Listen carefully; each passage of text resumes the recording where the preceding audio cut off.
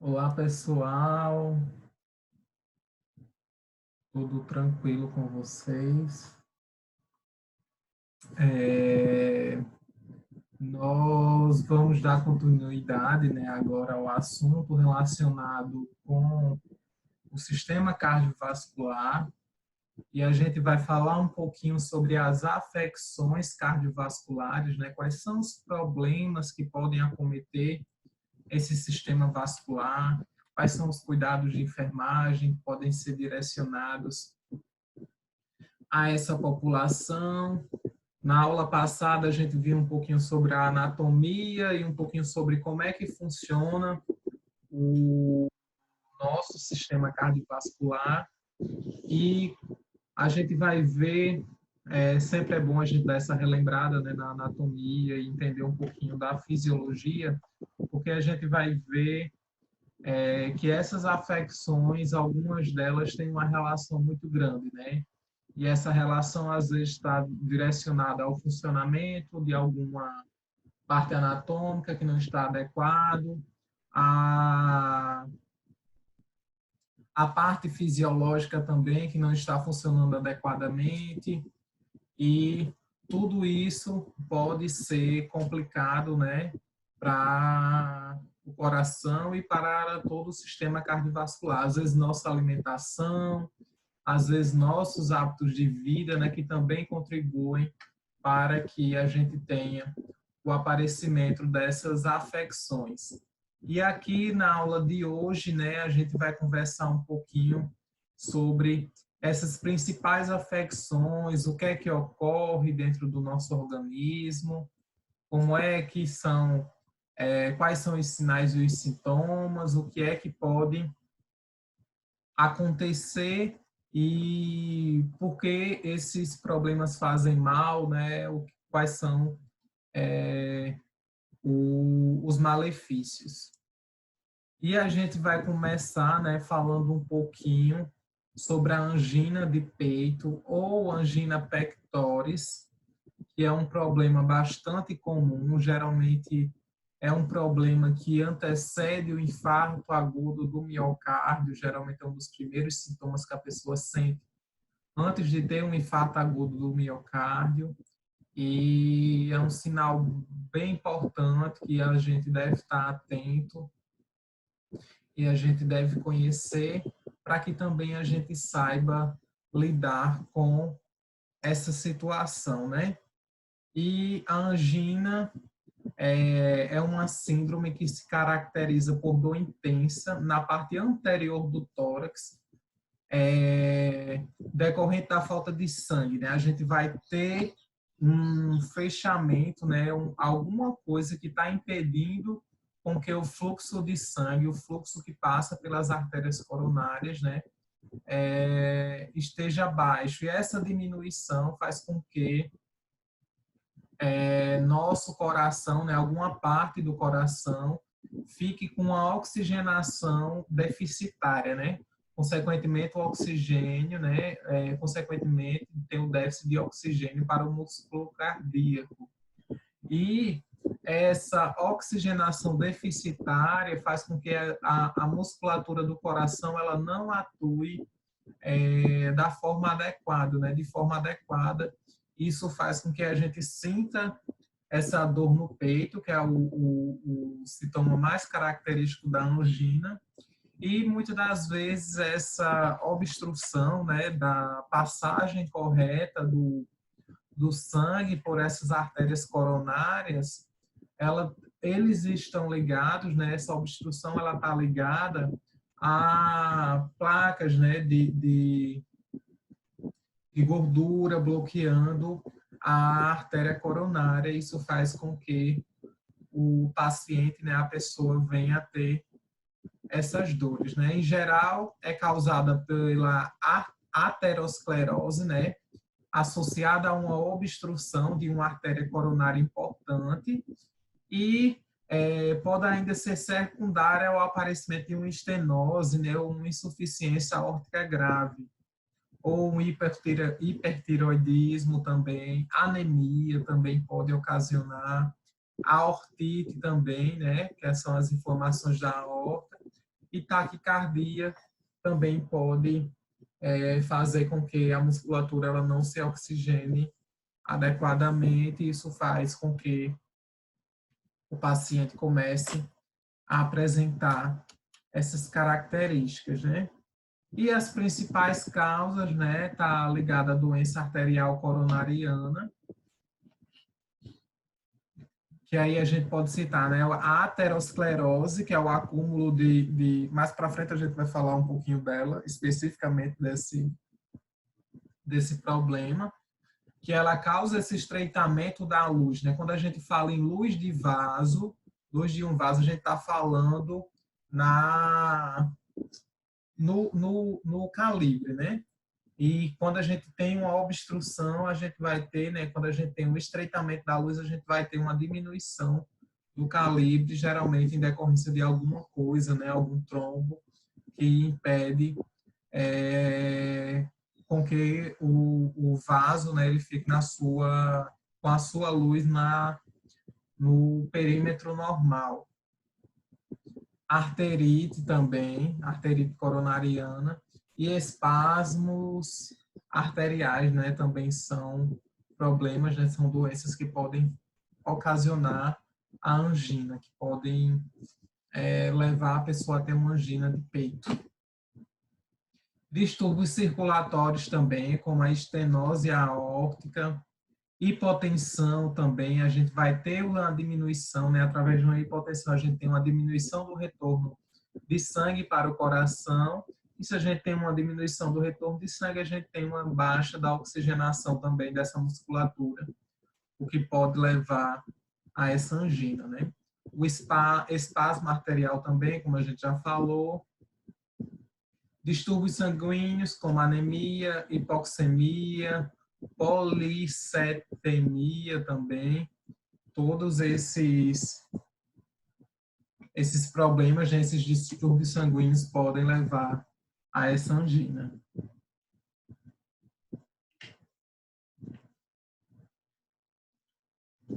As manifestações clínicas, né? A gente vai ter esse desconforto torácico, né, como eu falei,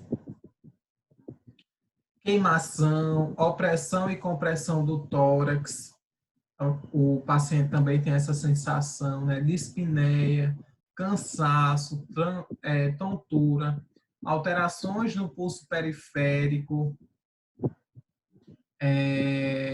arco senil em adultos e jovens, chantelasmas, xantomas tuberosos também, hipertensão arterial, ausculta cardíaca alterada, a gente vai ter uma alteração, né, quando for fazer uma ausculta cardíaca. E esses sintomas da angina, eles manifestam-se por meio de uma dor de intensidade variável, né? Cada pessoa ela vai ter uma dor diferente, localizada atrás da parte média, né? Ou terço superior do externo, do nosso osso externo. Deixa eu pegar a canetinha aqui para riscar para vocês verem. Aqui vocês conseguem ver, aqui seria onde estaria o nosso osso externo, né? E essa dor, né, está mais ligada a essa região superior aqui do osso externo e ela também é sentida profundamente nessa parte do tórax. O paciente pode colocar a mão fechada sobre o local da dor. Normalmente essa dor se irradia para o pescoço, como a gente pode ver aqui na imagem, né? O pescoço também é acometido, para os ombros, principalmente o ombro esquerdo, né? O braço esquerdo, ou extremidades superiores, né? Mais frequente do lado esquerdo, como eu falei. Uma sensação de fraqueza nos braços e nos punhos e nas mãos. Também podem aparecer aquela sensação de morte iminente também, acompanhada de apreensão intensa. E cada crise, né, cada crise dessa, ela vai durar em média 3 minutos, né, podendo perdurar de 5 a 15 minutos, quando o paciente encontra-se em repouso, né? Quando o paciente está em repouso e sente essa dor, ela geralmente dura um pouquinho mais de tempo. Porque isso quer dizer, né, que o paciente em repouso e sente uma dor assim mais intensa, quer dizer que ele já tem um acometimento mais sério, né, mais característico. O diagnóstico, né, está ligado à observação das manifestações clínicas, o teste de nitroglicerina, né, com resposta positiva. O que seria esse teste de nitroglicerina? É pegado um tablete de nitroglicerina sublingual e é dado a esse paciente, né, que uma das medicações que é utilizadas para tratar a angina. Essa nitroglicerina é dada a esse paciente.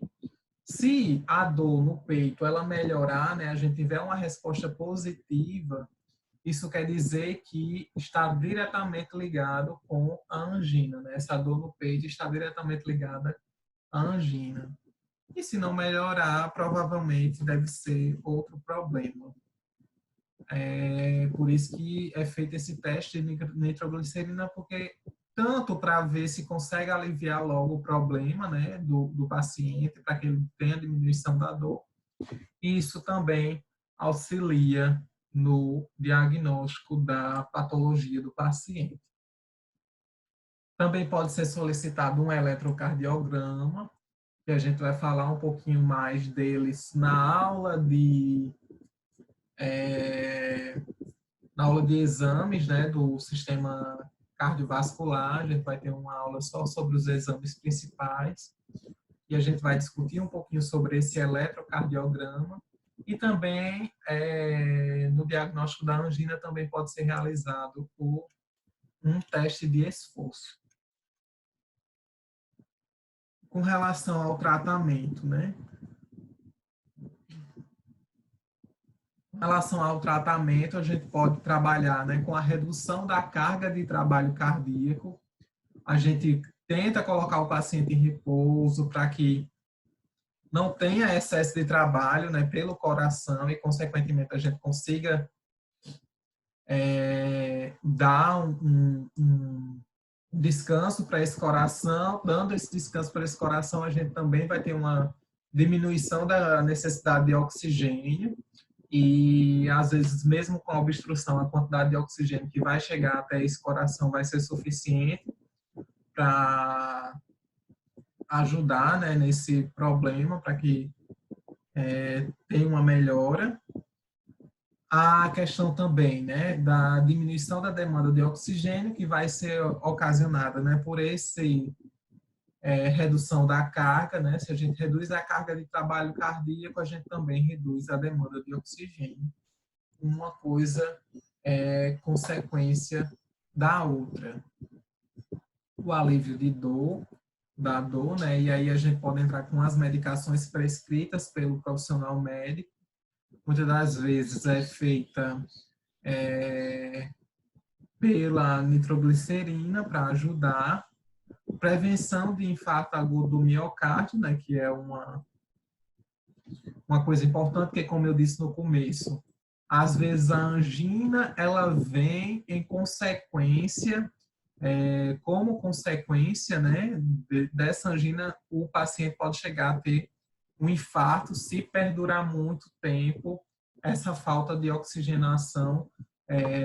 O paciente pode vir a ter esse infarto, né, essa morte da musculatura cardíaca. E, em alguns casos, né, em alguns casos mais avançados, é necessário ter uma intervenção cirúrgica para que a gente consiga ter uma melhora do quadro desse paciente. Em relação aos cuidados de enfermagem, né, é importante avaliar as características da dor no peito e os sintomas que estão associados para ver se o paciente ele não está apresentando algum outro sintoma que pode levar a gente a desconfiar de outra patologia. é sempre importante a gente ter esse olhar para que a gente passe gere os cuidados de enfermagem, né? Aplique os cuidados de enfermagem mais adequados a esse paciente, avaliar a respiração, a pressão sanguínea, a frequência cardíaca em cada episódio de dor torácica, para ver, né, como é que vai estar a atividade desse coração, se ele teve uma dor 10 minutos atrás e agora está tendo dor novamente, será que aumentou a frequência cardíaca? Será que aumentou a pressão sanguínea? Será que a gente tem um aumento da respiração, né, o aumento da dor? E isso pode levar a gente a suspeitar de que o paciente não está tendo um prognóstico positivo, né? Não está tendo uma melhora, por isso que é bom e é importante a gente estar fazendo essa avaliação, né? Fazer um eletrocardiograma cada vez que a dor torácica surgir, para evidenciar infarto posterior, né? Como eu disse, a gente tem que ter esse cuidado para impedir com que o paciente venha a ter um infarto em decorrência dessa angina, e o eletrocardiograma vai ajudar bastante para que a gente consiga ver quais partes do coração, né, o eletro de 12 derivações, a gente consegue ver quais partes do coração estão funcionando adequadamente, qual é que está tendo alteração, e é importante ter atenção a isso. Monitorizar a resposta ao tratamento medicamentoso para ver se ele está sendo eficaz, avisar o médico se a dor não diminuir, identificar junto ao cliente as atividades que provocam essa dor. Será que é alguma posição que ele está? Será que foi algum trabalho que ele fez dentro de casa ou no ambiente de trabalho, né? O que será que ocasionou com que ele viesse a estar sentindo essa dor? O que será que ocorreu? Sempre é importante estar tendo esse diálogo, né? Fazer essa entrevista para que a gente saiba identificar, né, esses fatores que foram desencadeantes dessa angina, né? Oferecer assistência de maneira calma e eficiente, de modo a reconfortar o cliente até que o desconforto desapareça, para impedir também, né, que a gente aumente mais ainda o estresse do paciente e, consequentemente, a gente aumente essa carga de trabalho do coração. Por isso é importante a gente ter essa atenção, né? Prover um ambiente confortável e silencioso para o cliente e família, ajudar o paciente a identificar os seus próprios fatores de risco, né? Será que ele já tinha alguém na família que apresentou esse problema? Se ele é sedentário, se ele tem uma alimentação regrada ou é uma alimentação desbalanceada, né? Tudo isso a gente pode fazer investigação. Ajudar o paciente a estabelecer um plano para modificações de fatores de risco, né? Ver se ele muda a sua alimentação, se ele muda seu estilo de vida, começa a fazer uma caminhada, começa a fazer alguma outra atividade física, providenciar orientação nutricional, esclarecer o cliente e a família também acerca dos medicamentos que deverão ser tomados após a alta hospitalar, dar todos esses esclarecimentos para que ele consiga fazer o tratamento da melhor forma possível, esclarecer o cliente acerca do plano terapêutico e também explicar a relação entre a dieta, a atividade física e a doença, né? Porque como a angina geralmente é ocasionada por essa obstrução com a dieta, né? A diminuição da quantidade de gordura sendo ingerida pelo corpo, a queima, né? O que não é bem a queima, né? O metabolismo dessa gordura, né? Que já está presente dentro desse corpo através das atividades físicas. Tudo isso vai ajudar positivamente para que a gente tenha uma melhora da qualidade de vida desse paciente, né? E a gente também tem que ter alguns cuidados, né, na administração da nitroglicerina, que no caso é o nitrato, né, que geralmente ele se apresenta nitrostat, que é a medicação mais utilizada. E a nitroglicerina ela pode causar uma sensação de queimadura sobre a língua quando é dor forte. Orientar o paciente a não deglutir a saliva até que o comprimido esteja totalmente diluído. Para a ação rápida, né, orientar o paciente a triturar o comprimido entre os dentes, conforme prescrição médica, e orientar repouso até o desaparecimento dos sintomas, né, e também comunicar qualquer alteração que o paciente venha a ter ao médico. E a gente vai falar um pouquinho também sobre a hipertensão arterial sistêmica, né, também conhecida como RAIS, que é algo bastante comum na nossa sociedade. A gente sempre vai conhecer alguém que tem RAIS, né, que tem hipertensão. Às vezes um membro da família, às vezes um colega, né, um parente, um amigo, algum conhecido. A gente sempre vai ter alguém que apresenta algum quadro de hipertensão arterial sistêmica, né? E esse problema, né, trata-se de uma patologia cardíaca em que a pressão arterial sistólica e a pressão arterial diastólica, elas se mantêm em níveis elevados, né?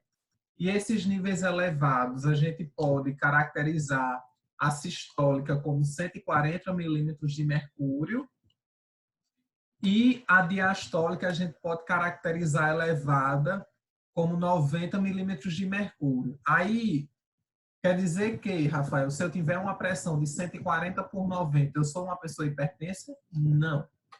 Isso aí a gente tem que estar ligado, né, a uma manutenção, né? Mantém-se superior. Se você está em repouso com uma pressão de 140 por 90, né?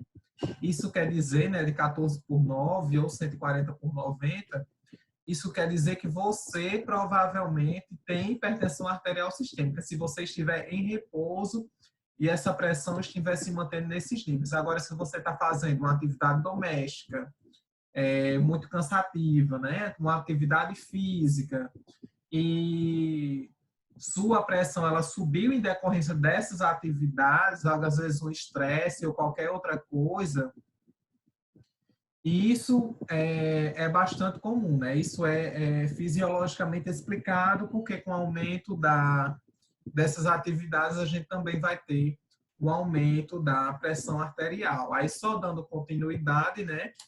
Essas pressões, tanto a diastólica quanto a sistólica, elas precisam estar sustentadas durante um período, né? Com base na média de 2 ou mais mensurações da pressão arterial obtida em 2 ou mais contatos com profissionais de saúde depois de uma triagem inicial. E isso é o que faz que pode dar uma caracterização de que talvez esse indivíduo esteja com RAIS, né? Esteja com hipertensão arterial sistêmica. E a pressão arterial elevada pode ser visualizada de 3 maneiras, né? Como um sinal, né? E aí a gente pode fazer pode monitorizar, né, do estado clínico geral do paciente. Também um fator de risco para doenças cardiovasculares, arteriosclerótica também, porque essa pressão arterial ela vai contribuir para a velocidade com que a placa de aterosclerótica, né, ela se acumule dentro das paredes do vaso. Por isso que essa pressão ela também pode ser um fator decorrente desse acúmulo, né, dessa placa. E também como uma doença, né, que aí ela vai ser um importante contribuinte para a morte por doença cardíaca, às vezes por doença renal ou doença vascular periférica. Por isso que é tão importante fazer o tratamento correto para esses problemas, né? E aí a gente tem uma classificação, né? Quando a gente tem uma pressão arterial ótima, é aquela pressão a 120 por 80, só que aí, né, já existem outros autores que falam um pouquinho sobre isso, que às vezes uma pessoa ela tem uma pressão, né, muito comum em mulheres, ela tem uma pressão 10 por 8, 10 por 7, e para ela não tem problema nenhum, entendeu? Ela não sente nada. Às vezes, quando ela está com a pressão, tá no normal, ela tem essa pressão 10 por 7, e quando ela tem uma pressão 120 por 80, ela já começa a ter algumas outras sensações. Isso é bastante comum. Por isso que é importante, antes de você fazer uma mensuração, né, antes de você aferir a pressão arterial de alguém, você questionar. Senhor, senhora, o senhor sabe geralmente qual é o valor médio da sua pressão arterial? Quais são os valores que o senhor tinha? Valor médio não, né? Qual é o comum, né? Quando o senhor verifica geralmente qual é o valor que aparece, porque se tiver uma pessoa que tem essa pressão arterial menor, né, diminuída, você já não vai achar estranho, né? Geralmente é bem comum em pacientes idosas. Eu tenho uma tia também que geralmente a pressão dela é 10 por 7, essa é a pressão ótima dela, né, para ela. Aí também a gente vai ter a pressão considerada normal, né, que é aquela pressão menor que 130 e menor que 85, normal alta, né, entre 130 e 139, a sistólica, e entre 85 e 89 a diastólica. Hipertensão, a gente vai ter a hipertensão dividida em 3 estágios, né? Que o estágio 1 é de 140 a 159, sistólica, e diastólica de 90 a 99. E por que é considerado estágio 1? Né? Estágio 1 está ligado a sem evidência, né? A gente está falando de uma hipertensão sem evidência de repercussão em algum órgão, né? A gente não tem repercussão nenhuma em algum órgão. E uma pressão, né, em estágio 2, uma hipertensão em estágio 2, é aquela hipertensão com a pressão sistólica entre 160 e 179, e a diastólica entre 100 e 109, e ela está ligada, né, a pelo menos uma lesão, é considerado estágio 2, porque o paciente ele já vai ter pelo menos uma lesão em algum órgão-alvo, né, em algum órgão importante. E o estágio 3, hipertensão estágio 3, é aquela hipertensão maior ou igual a 180 milímetros de mercúrio na pressão arterial sistólica, e aí pode vir 180, 181, 200, 210. E na diastólica maior que 110, né? Maior ou igual a 110 milímetros de mercúrio. E é considerado estágio 3, quando a gente já vai ter repercussão, né, mais grave em coração, cérebro, fundo de olho e etc. Né? Alguns dessas áreas anatômicas já vão estar bem acometidas. E a observação, né, também pode ser classificada em primária, quando não é conhecido o agente que é causado dessa hipertensão, né, que é causal da hipertensão, ou em secundária, né, quando se conhece o agente causador, o motivo dessa hipertensão. E as causas, né, em 90 a 95% dos casos a hipertensão é do tipo primária e de 5 a 10% secundária, né? Ou seja, na 90 a 95% a gente não sabe a causa diretamente e de 5 a 10% secundária, sendo conhecida as seguintes causas, né? E aí a gente pode ter estreitamento das artérias renais, doença renal subjacente, uso indiscriminado de medicamentos, ou uma hipertensão que ela venha a ser adquirida durante a gestação, que isso é bastante comum também. Alguns fatores de risco, né? Idade acima de 55 anos, história familiar de hipertensão, a obesidade, circunferência abdominal acima de 98 centímetros para homens e acima de 85 centímetros para mulheres, e são algumas probabilidades, né? Estatísticas que foram feitas em estudos. Pessoas negras, pessoas sedentárias, pessoas muito estressadas, dislipidemias, né, que é aqueles distúrbios alimentares ligados à gordura, diabetes mellitus e também o tabagismo também pode ser considerado fator de risco, né? As manifestações clínicas, geralmente a gente tem aquela cefaleia em região occipital, né? Atrás da cabeça, ao acordar, que regride espontaneamente depois de algum tempo, tontura, taquicardia, fadiga, impotência, comprometimento vascular, né? Que aí pode ser evidenciado por epistaxe, hematura, fraqueza e visão embaçada, dor torácica, dispneia, edema periférico também. E com relação ao diagnóstico, é realizado através de exame físico completo, avaliação da pressão arterial com frequência, né?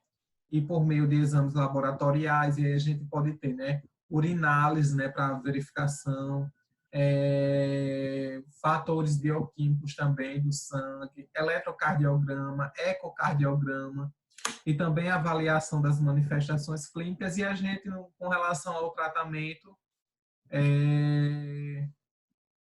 a gente vai ter dois tipos, né?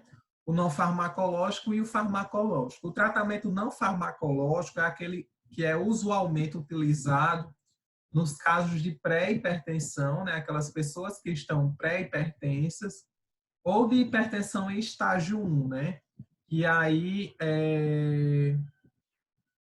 vai incluir, né? Redução do peso, dieta saudável, redução da ingestão de sal, parar de fumar ou de beber, evitar drogas que induzem ao aumento da pressão, realizar uma atividade física, que são fatores que vocês já conhecem, são coisas que vocês já conhecem que podem ajudar nessa melhora, né? E o tratamento farmacológico só é indicado em casos de hipertensão persistente ou associada a dois fatores de risco, né? Ou com repercussão em órgãos-alvos, que é aquela hipertensão ou em estágio 2 ou em estágio 3, né? Como a gente já conversou. E o tratamento deve ser indicado por um médico cardiologista e é feito em alguns casos pode ser feita uma associação medicamentosa, né, que varia de acordo com a persistência dessa pressão arterial, dos níveis dessa pressão arterial. Se ela se mantém elevada, provavelmente o cardiologista ele vai solicitar, vai passar, né, vai prescrever uma associação medicamentosa para tratar essa resistência do paciente ao tratamento. E alguns fármacos, né, geralmente a gente tem os beta-bloqueadores, inibidores da ECA, né, que é a enzima conversora de angiotensina, diuréticos, e às vezes a gente pode ter, né, um beta-bloqueador associado a um diurético, ou um inibidor de ECA associado a um diurético para ajudar nesse tratamento. Assistência de enfermagem, né, para proporcionar conforto, apoiar emocionalmente, né, promover um ambiente calmo e tranquilo, administrar os medicamentos, controlar os sinais vitais, fazer essa avaliação com frequência, avaliar e controlar complicações, prover um ambiente confortável e silencioso, ajudar o paciente a identificar seus próprios fatores de risco, né, ajudar a estabelecer um plano de modificações de fatores de risco, reduzir e controlar o estresse, que tem muita gente que tem essa hipertensão muito associada a fatores estressores, né, a problemas, orientá-lo contra as mudanças e hábitos como fumo, álcool, e também, né, parar com fumar, parar de beber, começar a fazer atividades físicas e também fazer a utilização, orientar sobre essa utilização adequada da medicação. A gente vai parar por aqui nesse vídeo e na próxima aula a gente dá continuidade e fala mais de alguns problemas que estão relacionados com o sistema cardiovascular. Até o próximo encontro.